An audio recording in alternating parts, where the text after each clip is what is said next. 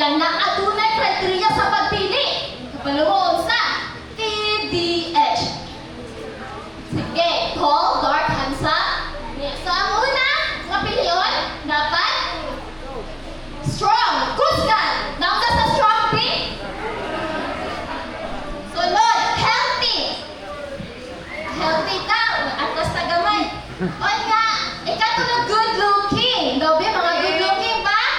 Bago ako ang manak sa Ginoo? O ang ilas, bright. Bright daw.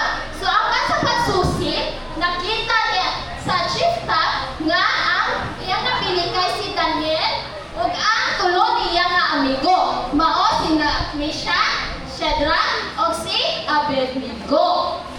O dayon, ang katuban na napili, i-train sila mga tulo ka tuig para mo sana ka nang utuon sa lingwahe o literature sa Pidulon.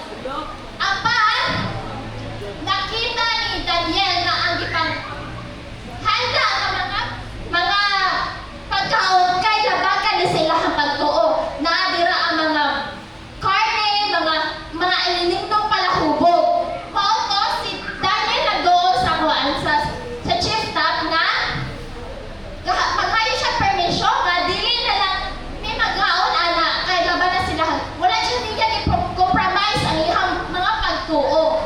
Og sabihan, ki-refuse sa chief top na dili pwede nga magdili sila sa pagkaon nga gihanda.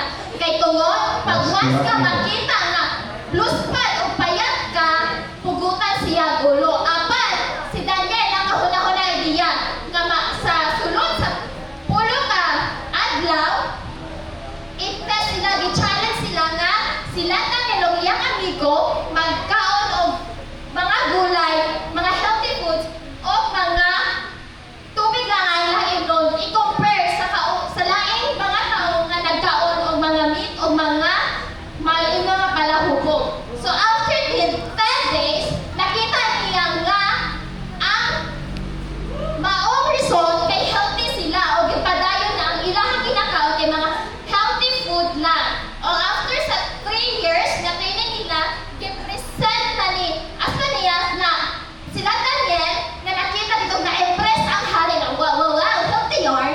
So nakita na healthy ang mga si Daniel Abe. O dito ang nakita sa hari nga mas capable pa sila Daniel 10 times kaysa sila Christmas. So mao to ang story na Daniel gaingon nga kung kita magpabili matinod ana sa Ginoo, ang Dios magahatag nato kusog